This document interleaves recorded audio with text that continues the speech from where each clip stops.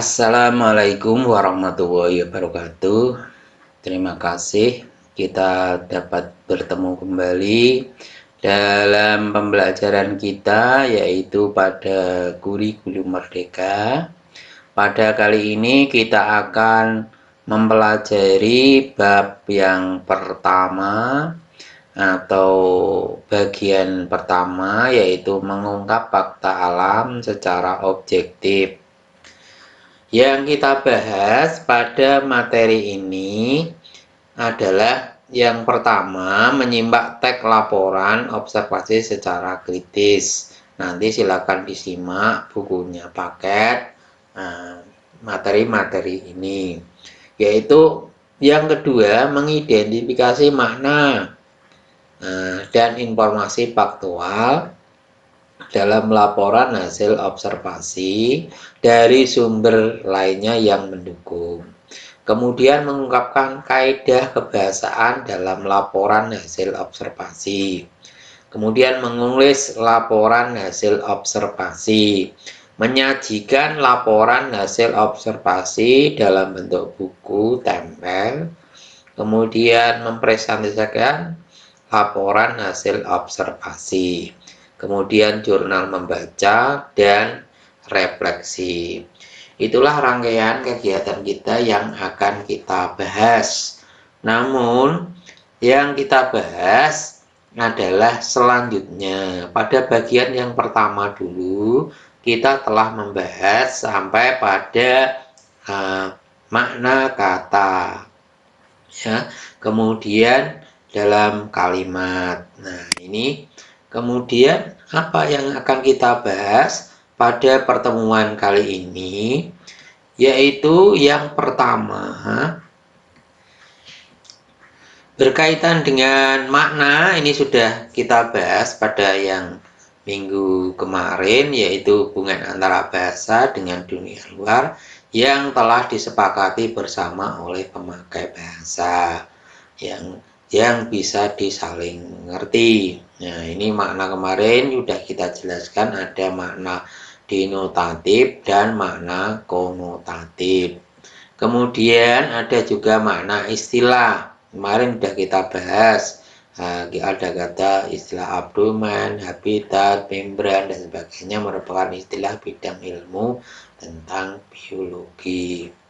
Kemudian kalimat definisi juga sudah sempat kita bahas, yaitu kalimat yang menjelaskan suatu hal, baik benda hidup maupun benda mati secara umum.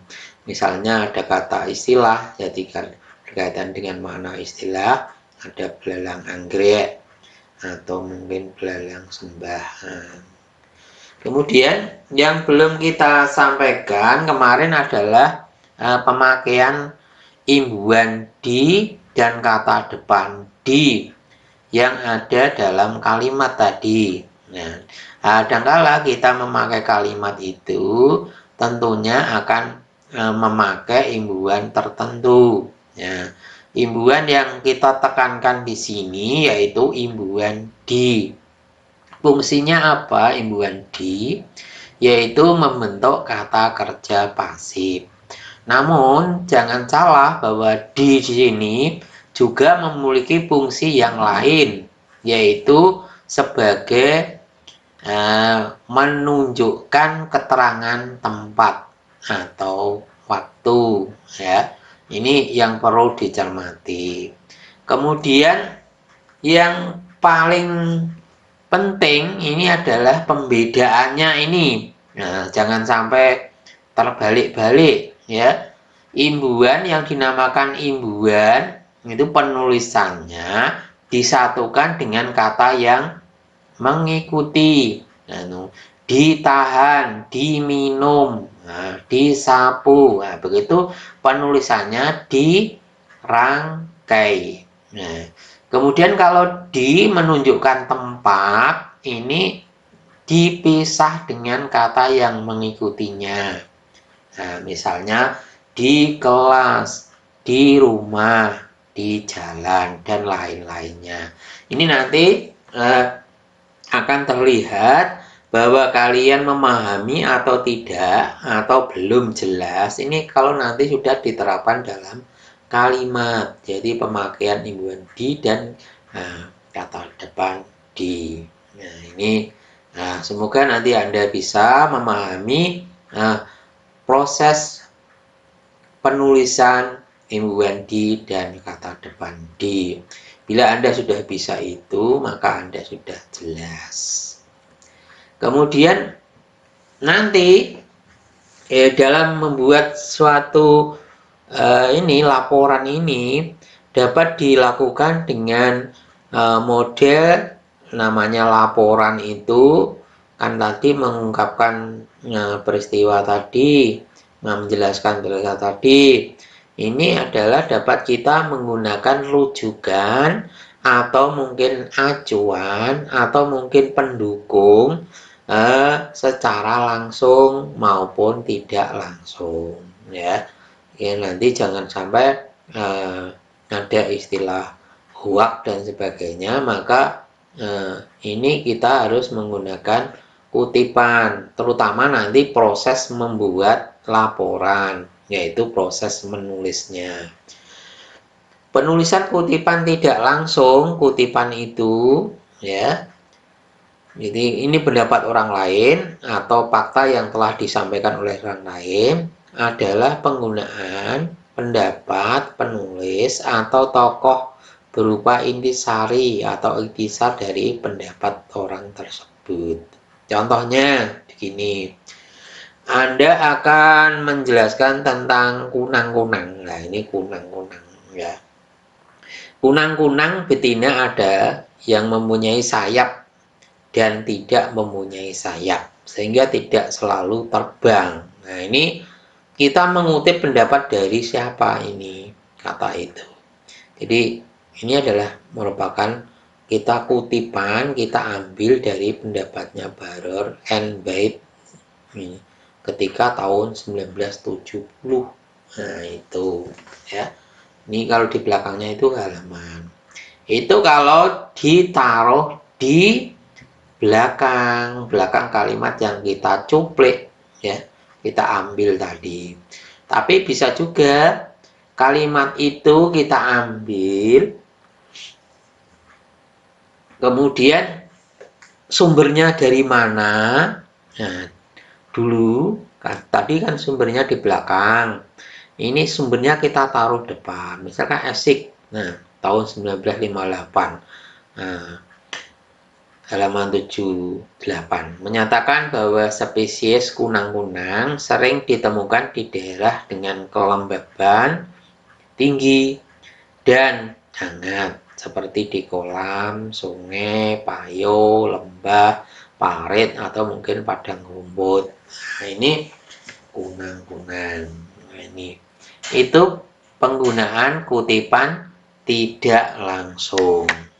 Nah, cirinya apa kalau tidak langsung? Ya, itu tadi. Nah, kalau ada kata misalnya tadi, ya, ada kata menyatakan, nah ini berarti tidak langsung. Nanti kalau kita buat ada tanda petiknya, berarti itu langsung. Hanya begitu saja perbedaannya. Nah, ini kalau kita ingin akurat, jadi tadi sumber tadi dapat kita cantumkan juga pada daftar pustaka atau sumber rujukan.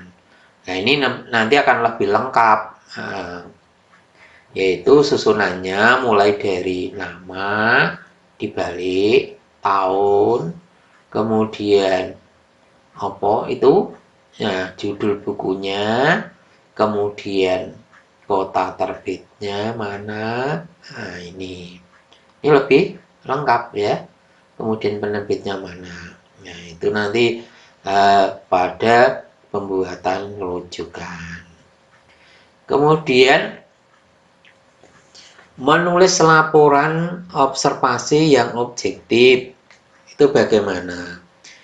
Jadi kalau kita melakukan suatu observasi, pengamatan, kita harus menentukan dulu, tentukan apa yang akan kalian observasi. Jadi biar terfokus, maka apa yang akan dilakukan observasi itu ditentukan dulu. Kemudian tentukan hal apa yang akan kalian amati dari objek tersebut sebagai pengamatan. Jadi apa yang akan diamati, itulah ditentukan diamati, teman. Kemudian barulah melakukan observasi menggunakan panduan yang dapat dipakai sebagai alat untuk melakukan pengamatan. Maka untuk lebih baiknya dalam melakukan observasi ini, karena ini harus panduannya itu yang akan lebih bagus, maka perlu juga kita membuat pertanyaan-pertanyaan tertentu atau mungkin hal tertentu yang kita lakukan. Kemudian untuk bisa membuat suatu laporan, kita harus susun kerangka laporannya sesuai dengan sistemika secara umum, ya, sebuah tes laporan hasil observasi, yaitu strukturnya apa tadi? Definisi umum, deskripsi perbagian, deskripsi manfaat. Nah, ini kemudian dari kerangka itu, 3 kerangka itu tadi, kemudian kembangkan kerangka disusun menjadi sebuah teks yang padu. Kemudian jangan lupa di akhir nanti periksa kembali. Ya, memeriksa ini meninjau, ya. Jangan sampai kita membuat tapi strukturnya salah. Kemudian kalau laporan sudah jadi, tentunya di akhir kegiatan nanti harus juga mengatur presentasinya. Nah, untuk presentasi ini adalah pelaporan kepada publik. Ini perlu. Nah, mengapa kok perlu mempresentasikan laporan ini? Mungkin ada teman Anda, ada rekan Anda, atau orang lain telah mengamati hal yang sama.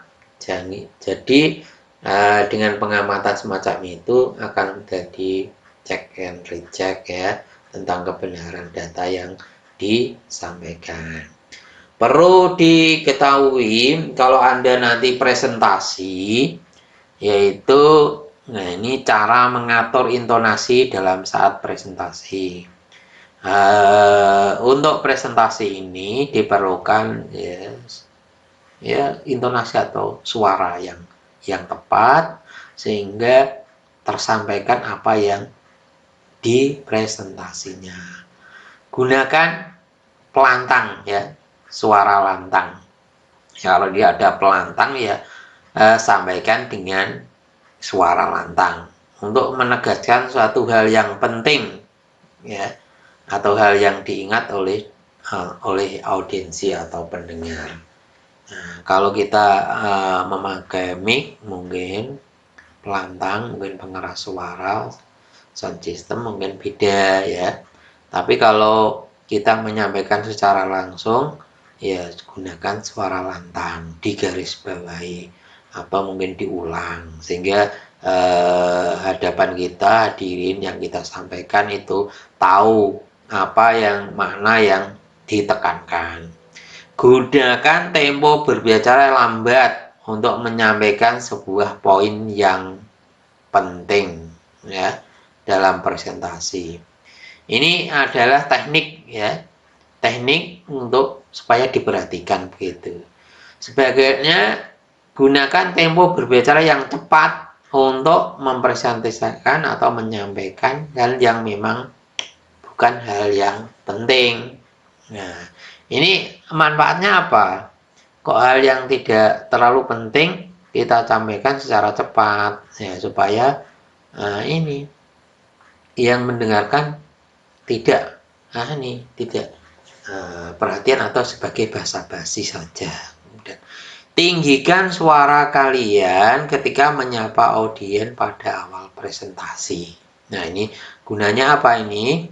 Yaitu agar mendapatkan perhatian, ya. Kalau dari awal ini suara kalian sudah tidak sampai pada penyimak yang ada di belakang atau penyimak yang ada yang kamu hadapi, maka yang di belakang otomatis akan mengabaikan, tidak memperhatikan apa yang Anda jelaskan dalam presentasi. Kemudian gunakan juga perasaan, emosi yang sesuai dengan ucapan. Ya, jadi sesuai dengan apa yang diucapkan ini digunakan. Nah, kalau misalkan emosi pengatur perasaan ini penting ya.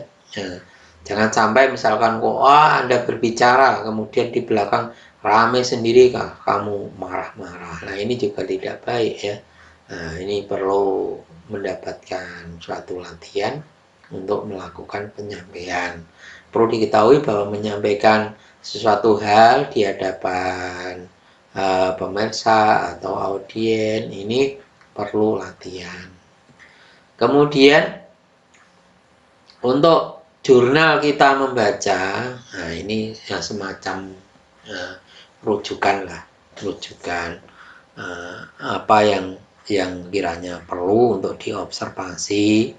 Misalnya kita di bidang novel misalnya, nah ini misalnya ada perjalanan ke atap dunia karya Daniel Mahindra, atau mungkin buku-buku apa saja lah yang dapat Anda baca untuk memperdalam pengetahuan. Nah ini dan nanti objek dari tadi dapat kita laporkan juga ya. Jadi kalau tadi kita menggunakan laporan secara langsung, mungkin pengamatan secara langsung, ini kita membaca, kemudian baru kita laporkan. Kemudian sebagai refleksi, nanti tentunya apa yang belum tahu, belum dikuasai, dapat dipelajari kembali. Ya.